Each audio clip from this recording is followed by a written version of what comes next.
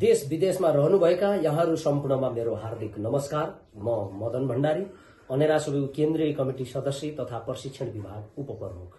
मैले आज यहाँहरूलाई रश्मि आचार्यज्यूको दृष्टिकोण पढेर सुनाउन गइरहेको छु। रश्मि आचार्यज्यू इन्टरनेशनल रिलेसन एन्ड डिप्लोमेसीमा पीएचडी स्कलर हुनुहुन्छ त्रिभुवन विश्वविद्यालयमा। उहाँ अनेरासुबुको केन्द्रीय उपाध्यक्ष हुनुहुन्थ्यो। हाल गण्डकी प्रदेशका पार्टी नेता हुनुहुन्छ। यो 2050 साल जेठ 3 गते घटेको मदन आश्रित घटनासँग सम्बन्धित यो दृष्टिकोण हो। हिजो 2082 साल जेठ 3 गते मदन आश्रित ज्यूहरूको सम्झनामा बल्खुमा श्रद्धाञ्जली कार्यक्रम पनि थियो। यसै परिदृश्यमा उहाँले तयार गर्नुभएको यो आर्टिकल चाहिँ म तपाईहरु सबैलाई पढेर सुनाउन गइरहेको छु। उहाँको यो दृष्टिकोणमा नयाँ युगका मदन आश्रितको खोजी भन्ने कुरा छ। उदाउँदै गरेको जेनजी र बीटा पुस्तासँग यी दुवै क्षमताको मिश्रण भएको रोल मोडेल समयले मागेको छ। नयाँ युगका मदन आश्रितको खोजी। उदाउँदै गरेको जेनजी र बीटा पुस्तासँग यी दुवै क्षमताको मिश्रण भएको रोल मोडल समयले मागेको छ। पञ्चायतकालीन चर्चित साहित्यिक पत्रिका मुक्ति मोर्चाको टिममा सँगसँगै हुनुहुन्थ्यो मदन भण्डारी र जीवराज आश्रित। कम्युनिस्ट आन्दोलनको क्रान्तिकारी धारलाई अघि बढाउन उहाँहरूको टिमले विद्रोह गरे पश्चात मुक्ति मोर्चाको टिम कोअर्डिनेसनमा समाहित भयो। 2035 कोअर्डिनेसन केन्द्रको राष्ट्रिय सम्मेलनबाट नेकपा माले गठन गरेपछि बनेको केन्द्रीय कमिटिमा मुक्ति मोर्चाको तर्फबाट जीवराज आश्रित पोलिट ब्यूरो सदस्य रहनुभयो भने मदन भण्डारी केन्द्रीय सदस्य बन्नुभयो। भदौ 2046 मा सम्पन्न नेकपा मालेको चौथो राष्ट्रिय महाधिवेशनले मदन भण्डारीलाई महासचिव चयन गर्यो भने जीवराज पोलिट ब्यूरो सदस्य हुनुभयो। माले र मार्क्सवादीको एकतापछि बनेको नेकपा एमालेको 2049 मा सम्पन्न पाँचौं महाधिवेशनमा मदन भण्डारी पुनः महासचिव बन्नुभयो भने आश्रित संगठन विभाग प्रमुख चुनिनुभयो। कम्युनिस्ट आन्दोलनका दुई नक्षत्रले पार्टीलाई नयाँ उचाइ दिइरहेकै बेला त्यो समयमा 3 जेठ 2050 मा दासढुङ्गामा उहाँहरू रहस्यमय जीव दुर्घटनामा पर्नुभयो। मुक्ति मोर्चाबाट सँगसँगै उदाएका दुई तारा दासढुङ्गामा सँगसँगै अस्ताउनुभयो। भौतिक शरीर नभए पनि उहाँहरूका कालजयी विचार र संगठनात्मक कुशलताको युगीन प्रभाव स्थापित छ। यसर्थ संकटका हरेक पहेलीमा जनले सम्झिने नाम बनेको छ मदन आश्रित। मदनको दूरदर्शिता। 2046 मा बहुदलीय व्यवस्था स्थापनापछि मदन भण्डारीले नेपाली कांग्रेस समक्ष एउटा प्रस्ताव राख्नु भएको थियो। यो व्यवस्थाको पिलर बलियो भइसकेको छैन। कांग्रेस कम्युनिस्ट जस्ता बलिया शक्ति आधार बलियो नभएको संरचनामा कुस्ती खेल्न थाल्यौं भने यो भत्कन सक्छ। त्यसैले व्यवस्था सुदृढीकरणका लागि केही समय सहकार्य गरौं। मदनको त्यो प्रस्ताव र दूरदृष्टिलाई कांग्रेसको तत्कालीन नेतृत्वले लत्याएन मात्रै उल्टै कम्युनिस्ट विरोधी रवैया देखायो। माले मसाले मण्डले एकै हुन् भनेर आन्दोलनका सहयात्रीमाथि दागा धर्यो। बहुदलीय व्यवस्था सुदृढीकरणमा मदन सूत्रलाई नअपनाए पनि त्यसबाट पाठ सिकेर गणतन्त्र ल्याउन र त्यसलाई जोगाउन उनीहरू एक ठाउँमा उभिए। समय यस्तो आयो कि वर्तमानमा पनि उनीहरू कांग्रेस र एमाले सँगसँगै छन्। मदनको दूरदर्शिताको एक होइन धेरै कोणबाट प्रमाणित भएको छ। चाहे त्यो 2047 को संविधानमा राखेको आलोचनाका 27 बुँदा होस्, चाहे राष्ट्रियताको मुद्दामा होस् वा जनजीविकाको सवालमा नै किन नहोस्, मदनको अब्बलता हर ठाउँमा देखिएको छ। नेपालको वाम लोकतान्त्रिक आन्दोलनलाई विचारबाट दिशा निर्देश गर्ने सवालमा उहाँको नेतृत्वदायी भूमिका अद्वितीय छ। भीड़सँगै लतारिने वा प्रियतावादी बन्ने भन्दा पनि भीड़लाई सही मार्गमा हिँडाउन सक्ने विशेष क्षमता उहाँमा थियो। जस्तो कि मदनले जनताको बहुदलीय जनवादको रोडम्याप बनाउँदै गर्दा एकातर्फ केही कम्युनिस्ट घटकले त्यसलाई वर्ग समन्वयवादी विसर्जनको बाटो भनेर आरोप लगाएका थिए भने अर्कोतर्फ पुँजीवाद पन्थीले कम्युनिस्टहरू लोकतन्त्रवादी हुनै सक्दैनन् भनेर गोएबल्स शैलीमा उछितो काढिरहेका थिए। त्यस्ता आरोप र कुप्रचारलाई मदन भण्डारीले डटेर सामना गर्नुभयो। उहाँको जति बढी आलोचना हुँदै थियो त्यो भन्दा तीव्र गतिमा जनताबीच मदनको विचार स्थापित हुँदै गयो। विचार मात्रै होइन, राष्ट्रियता, जनजीविका र संगठनका सम्बन्धमा पनि मदनका विश्लेषण तेज तरार ठहरिएका छन्। प्रतिस्पर्धामा श्रेष्ठता, पहलकदमीबाट नेतृत्व विकास, परिवर्तनशीलता, पार्टी र समाजको लोकतान्त्रिकरण, देशको समृद्धि पथ जस्ता मदनका कीवर्ड्स नेपाली समाज र राजनीतिका अभिन्न अंग बनेका छन्।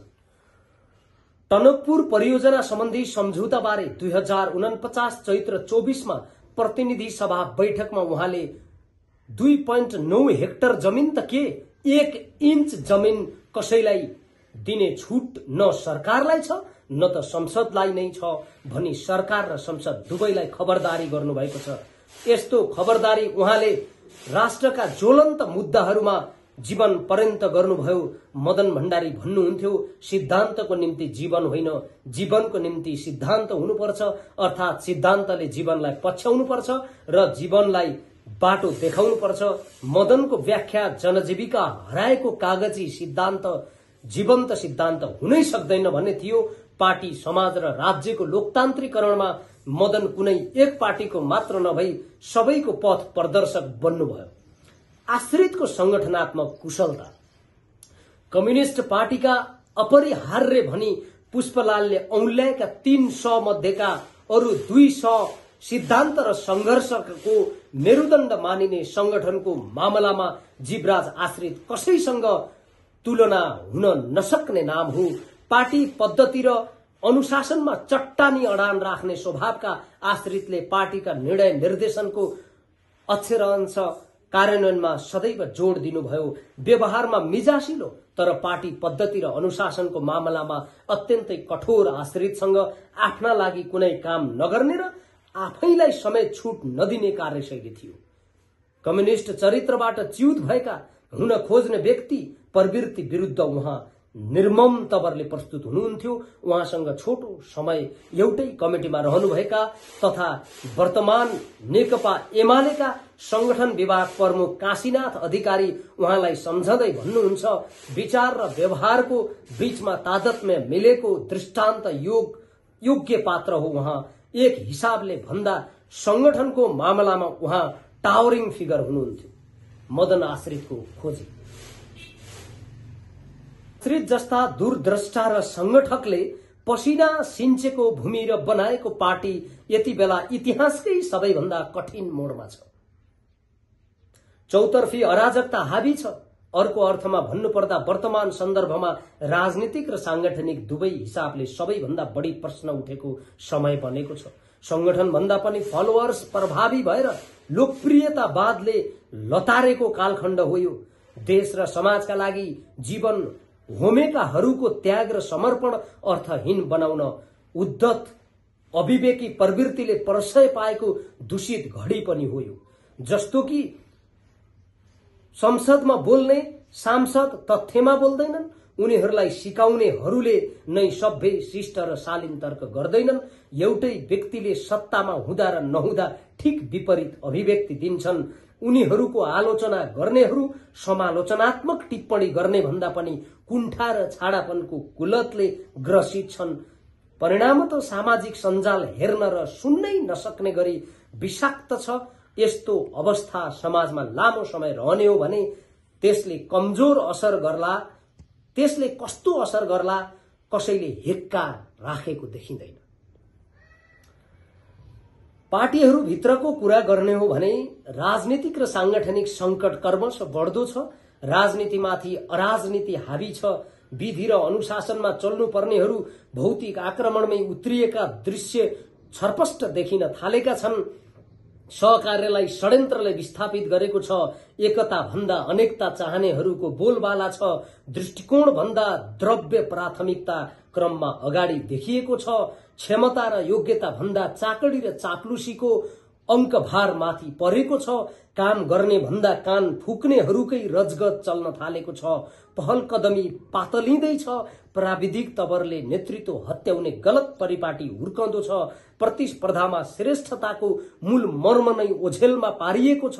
लोकतान्त्रिक प्रक्रियामा सामेल हुने तर परिणाम स्वीकार्न नसक्ने अलोकतान्त्रिक चरित्रको शिकार स्वयं पार्टीहरू नै भइरहेका छन्।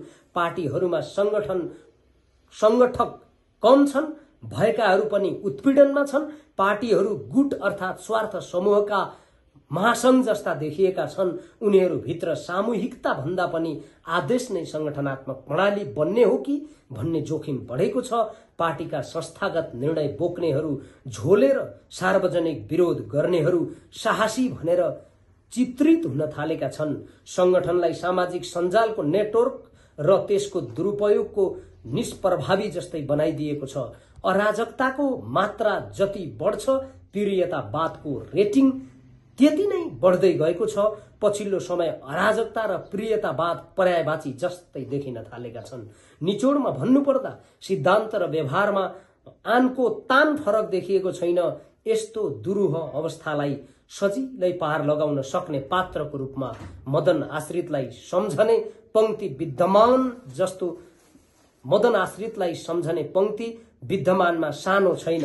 सिद्धान्तको रङ खैरो र व्यवहारको रङ हरियो हुन्छ भनेर मदनले सदैव व्यवहारको महत्वलाई विशेष जोड दिनुहुन्थ्यो। व्यक्तिको इमानदारिता अवसर पाएको बेलामा नै जाँचिन्छ र जनताले हर समय नेता र कार्यकर्ताको परीक्षण गरिरहने हुँदा पार्टी पंक्ति यसप्रति सचेत हुनुपर्नेमा मदनले विशेष जोड दिनुहुन्थ्यो। संगठनात्मक मामलामा मदन जति पोख्त हुनुहुन्थ्यो, आश्रित अझ बढी साउन्ड हुनुहुन्थ्यो। मुक्ति मोर्चाले जोडिदिएको मदन आश्रितको राजनीतिक सांगठनिक जोडीले करिब 1 दशक मात्रै पार्टी हाँकेको भए पनि त्यसको प्रभाव दशकौं रहने देखिन्छ। सिद्धान्त निष्ठ बन्न आफैमा जति कठिन छ, व्यवहारवादी बन्न त्योभन्दा कयौं गुणा कठिन छ। क्रान्तिकारी बन्न जति कठिन छ, त्यसलाई टिकाइरहन त्योभन्दा झन कठिन छ। यो कठिन यात्राका लाल जोडी मदन आश्रित सुकर्मका कारण युगौं युग बाँचिरहनु हुनेछ। निष्कर्षमा भन्न सकिन्छ, देशमा उत्कर्षमा पुगेको अराजकताले मदनको जस्तै दूरदृष्टि खोजेको छ भने पार्टीभित्र हुर्कँदो संगठनात्मक अराजकताले आश्रित जस्तै कुशल संगठक चाहेको छ। यसमा जननेता र कुशल संगठकको हरेक पार्टीमा खाँचो छ। राजनीतिमा हस्तक्षेपकारी भूमिका सहित उदाउँदै गरेको जेनजी र बिटा पुस्तासँग यी दुवै क्षमताको मिश्रण भएको रोल मोडेल समयले मागेको छ। के नयाँ युगमा नयाँ पुस्ताले त्यो उचाइबाट पहल कदमी लिन सक्छ त? धन्यवाद, नमस्कार।